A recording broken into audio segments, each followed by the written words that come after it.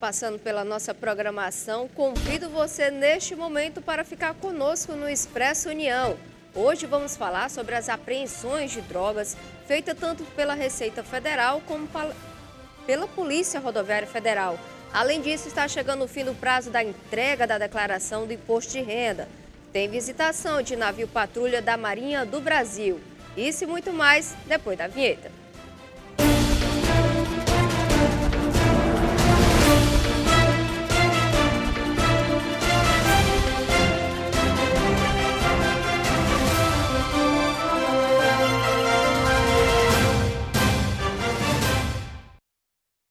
Olá, sábado, dia 28 de maio, último sábado do mês. Sou Cibele Gomes, está no ar o nosso Expresso União. Já iniciamos alertando a população sobre os casos de chikungunya que estão aumentando no Ceará, mais especificamente na região do Cariri. Vamos ver como está a situação do registro de números de acordo com o boletim da Secretaria da Saúde. No boletim de arboviroses da Semana Epidemiológica 20 da Secretaria de Saúde do Ceará, o estado já contabiliza 11 mortes por chikungunya neste ano. A maioria dos óbitos foi registrada em Barbalha, seguido de Juazeiro do Norte, ambas cidades da região do Cariri. Houve ainda um óbito em Boa Viagem e um em Fortaleza. Os registros confirmados de chikungunya na Superintendência Regional de Saúde do Cariri tiveram o maior percentual do Ceará, 65,7%. A positividade dos resultados da doença no estado, até o momento, é de 63,2%. O Cariri tem o maior número absoluto de casos notificados de chikungunya. Ao todo, são 17.900 notificações. Segundo a CESA, somente nesses primeiros meses do ano, o Ceará registrou 68.566 casos suspeitos de arboviroses. Dessas, 38.224 são de dengue, 29.577 de chikungunya e 765 de zika. Os casos confirmados estão em 17.553, sendo 956 de dengue, 10.569 de chikungunya e 8 de zika. Os testes de dengue têm positividade de 18,7%, enquanto a zika tem 0,1%, a menor taxa.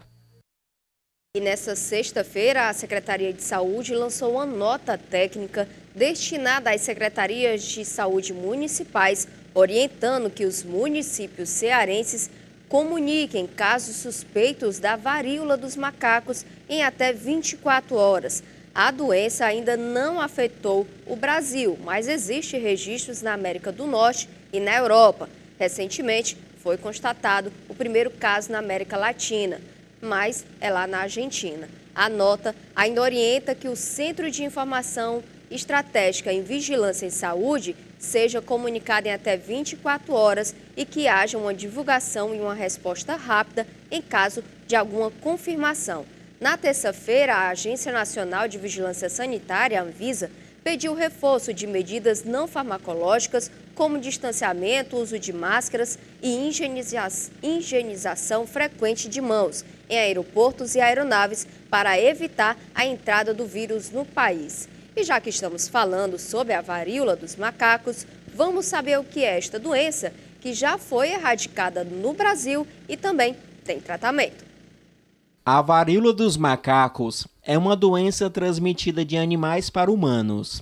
As infecções humanas ocorrem esporadicamente na África Central e Ocidental. A varíola do macaco é uma doença viral, é uma doença causada por vírus, que é uma zoonose, acomete principalmente animais e, eventualmente, ela pode ser transmitida por o homem com sintomas semelhantes aos sintomas da varíola. Foram confirmados 131 casos de varíola dos macacos e 106 outros casos suspeitos desde que a primeira infecção foi relatada em 7 de maio, segundo a Organização Mundial da Saúde. Os 131 casos foram registrados em 19 países, onde a doença não é considerada endêmica. A varíola do macaco ela tem tido uma transmissão sustentada na África, em algumas regiões da África, já há algumas décadas.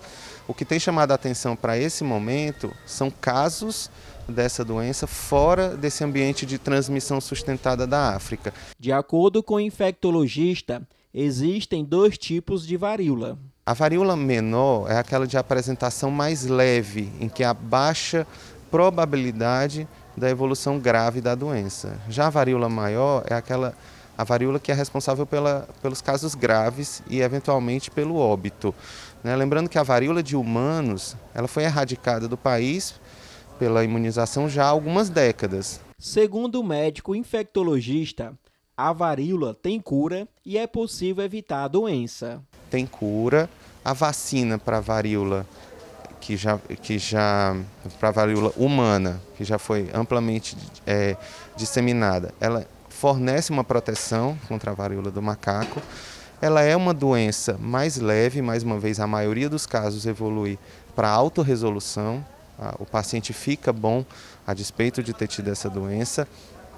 E o controle se dá em cima da evitar o contato com casos suspeitos.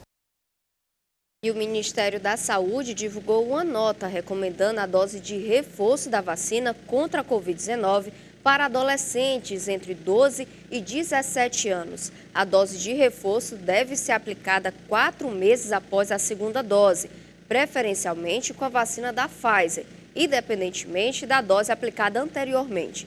Se houver indisponibilidade da vacina, a Coronavac pode ser utilizada. A recomendação também vale para adolescentes, gestantes e puérperas. No caso dos adolescentes imunocomprometidos, apenas a vacina da Pfizer deve ser utilizada. Em abril, a Fundação Oswaldo Cruz de Minas Gerais alertou para a importância da dose de reforço em todas as pessoas.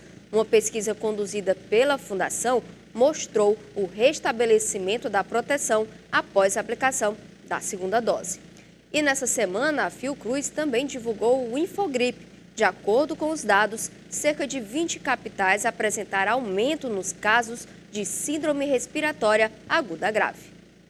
Dados do boletim Infogripe divulgado pela Fundação Oswaldo Cruz, a Fiocruz, mostrou que chegou a 20 o número de capitais brasileiras com tendência de aumento nos casos de síndrome respiratória aguda grave. A Fundação informa que há um sinal contínuo de aumento dos casos de Covid-19 em todas as regiões do país.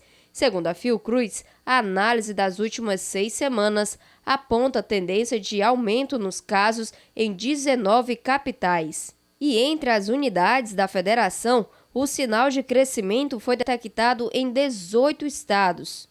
A síndrome respiratória aguda grave pode ser causada pelo SARS-CoV-2 e vem sendo monitorada como parâmetro para acompanhar a pandemia de Covid-19 no país desde 2020.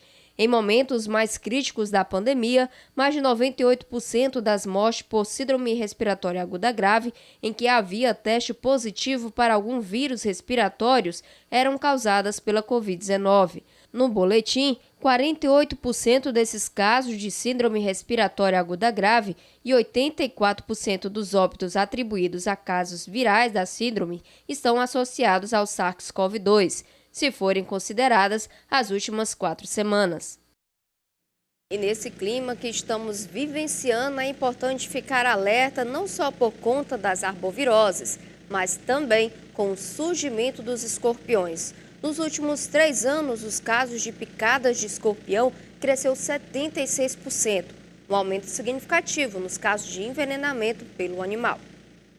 Em 2022, foi confirmado um aumento de 70% no Brasil por envenenamento de escorpião nos últimos 3 anos. Segundo dados do Ministério da Saúde, de janeiro até agora, foram 52 mortes e mais de 60 mil acidentes no país. Ela é presente em todos os casos, é uma dor importante, pode durar mais de um dia, independente de qual seja a medicação administrada. Compressa gelada pode realmente ajudar no controle da dor. E o mais importante, caso tenha uma picada de escorpião e nas primeiras horas evolua com falta de ar, palpitação, vocês de fato busquem o atendimento né? E estaremos aqui disponível 24 horas para qualquer que seja a dúvida nesses casos. Para um controle desse tipo de animal, a nossa orientação é que vocês tenham cuidado com os ralos, especialmente dos banheiros e das lavanderias. Diversos fatores explicam o aumento desses casos mesmo depois do verão, um período mais crítico. Dentre esses fatores estão o desmatamento, o aumento da produção do lixo e o descarte inadequado e a capacidade adaptativa dos próprios animais. Eu já fui picado 2 vezes pelo escorpião e é um negócio que eu não quero para ninguém. A primeira vez eu estava numa fazenda e à noitinha, quando de repente senti um alpendre escuro, de repente eu senti aquela picada violenta no meu pé. Aí acendemos a luz, procuramos lá, estava o escorpião.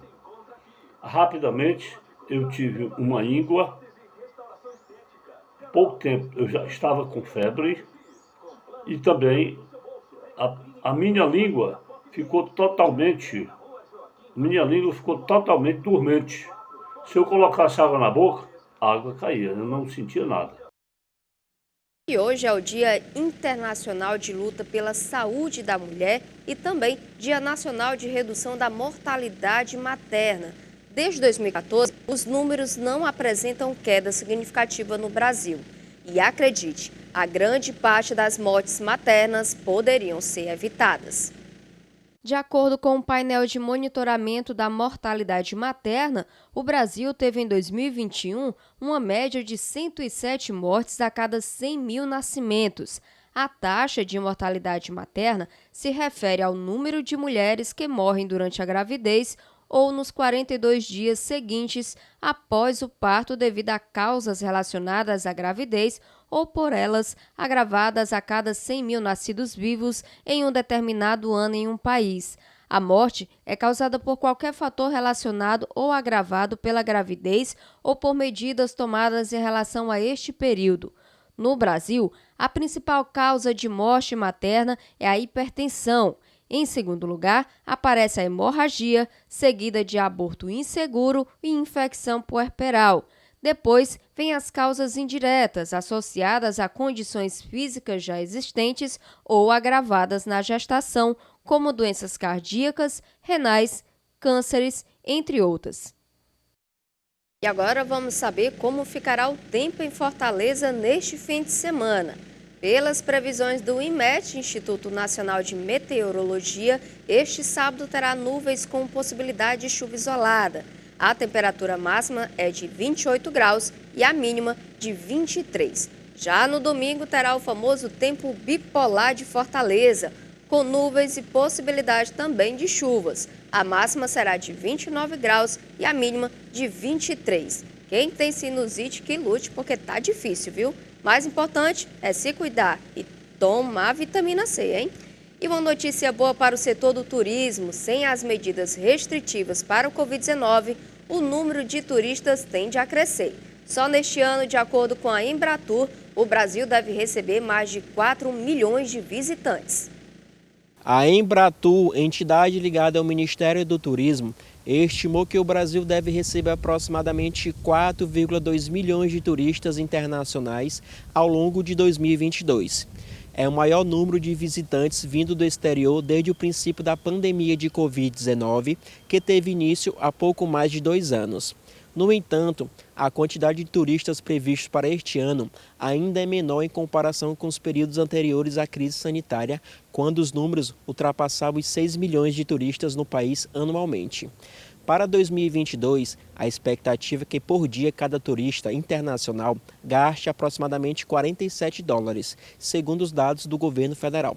Na prática, cada uma estadia média de 7 dias, os viajantes vindo do exterior devem injetar pelo menos $1,4 bilhão na economia brasileira ao longo deste ano. Apesar do bom resultado econômico, o governo federal alertou que os números anteriores à pandemia de Covid-19 só devem ser alcançados em 2024.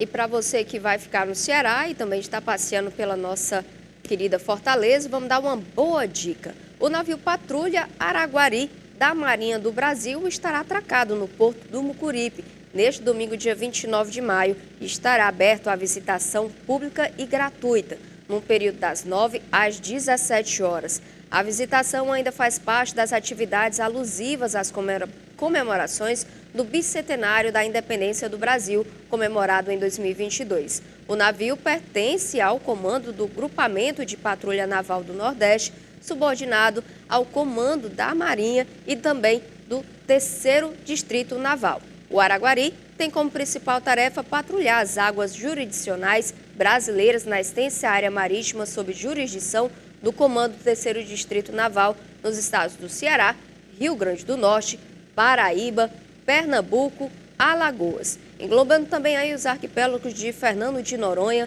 de São Pedro e São Paulo, assim como a reserva biológica de Atol das Rocas. Uma ótima dica aí para você levar a sua família, os filhos, para conhecer um pouco do trabalho da Marinha do Brasil. Lembrando que vai ser exigido os cuidados ainda com a pandemia e todos devem usar máscaras. E vamos para o nosso intervalo. No próximo bloco você vai conferir as vantagens de comprar em brechó. Voltamos já.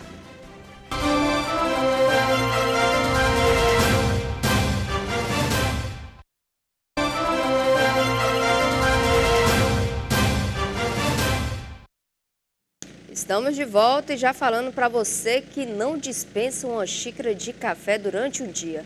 Uma pesquisa realizada na Noruega mostrou que a forma e a quantidade de café que a gente toma pode afetar o coração.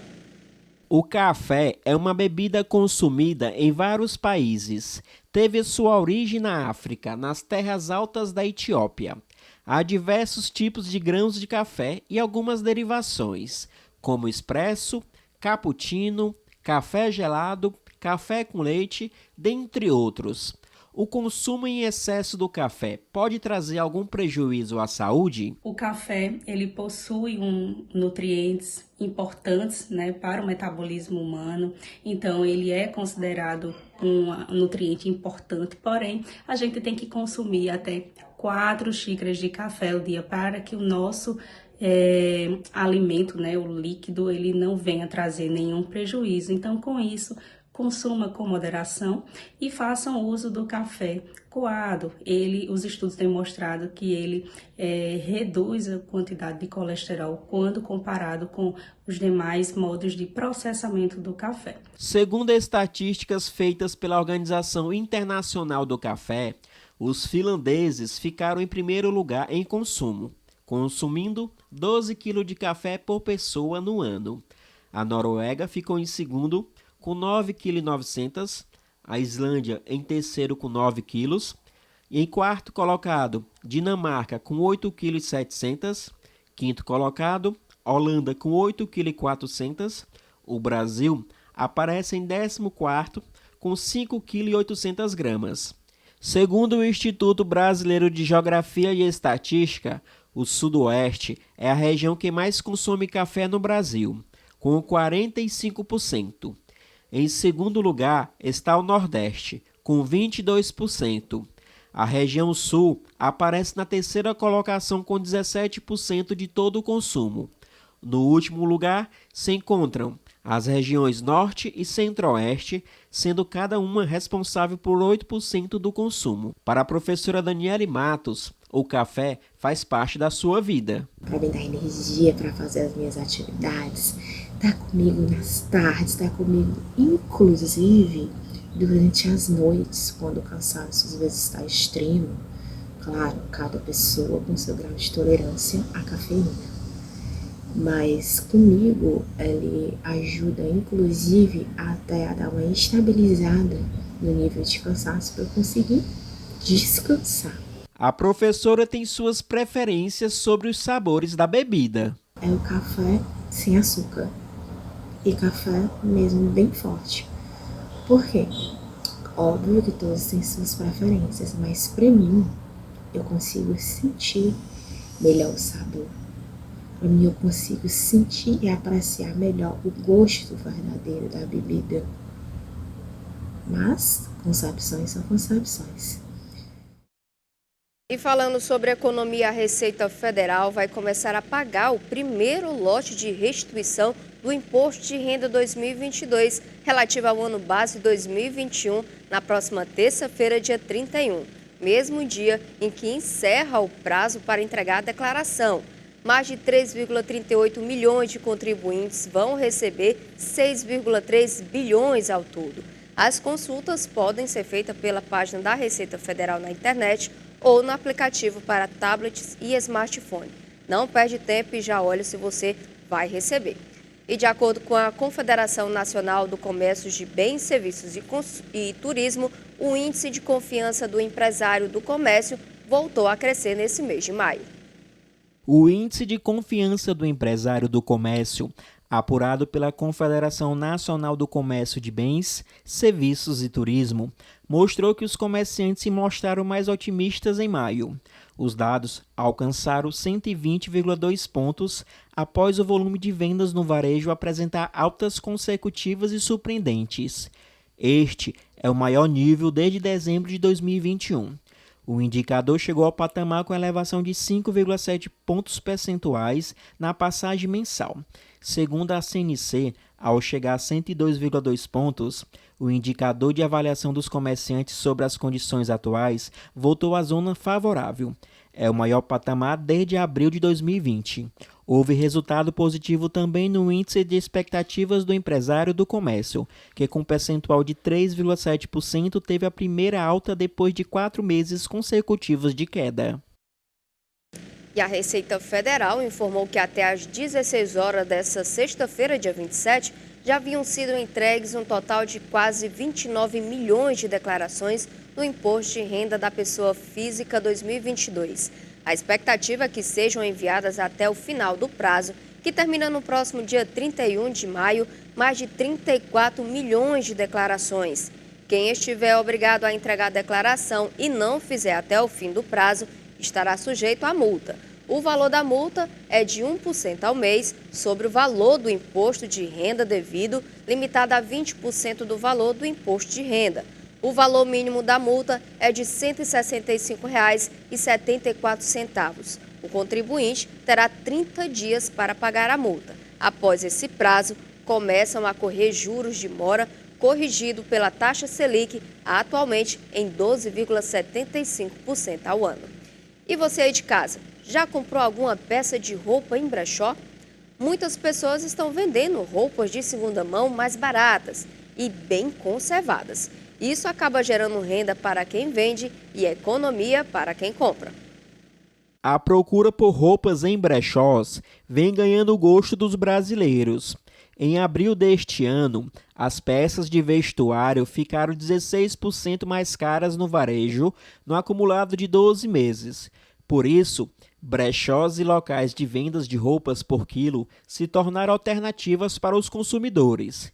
Juliana Franklin é proprietária de um brechó em Fortaleza. Há quase 4 anos atrás, já tem um tempinho. Foi, na verdade, uma tentativa, porque foi no período de que eu estava com a faculdade trancada e estava precisando de um dinheiro extra. E a minha tia me deu a ideia de eu postar umas peças e conseguir um retorno financeiro com isso, né? Aí foi uma tentativa, na verdade, a melhor tentativa que eu fiz, porque hoje realmente é meu trabalho. Segundo a empresária, o ramo de brechós é um investimento promissor.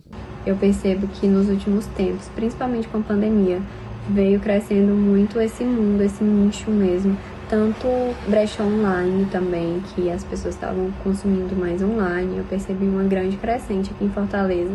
Segundo um estudo realizado pela Revista Brasileira de Pesquisas de Marketing, Opinião e Mídia, desde 2015, as compras realizadas em brechós aumentaram. A pesquisa aponta que o maior público se concentra em mulheres de 18 a 25 anos, com renda de até 5 salários mínimos e que estão cursando o ensino superior.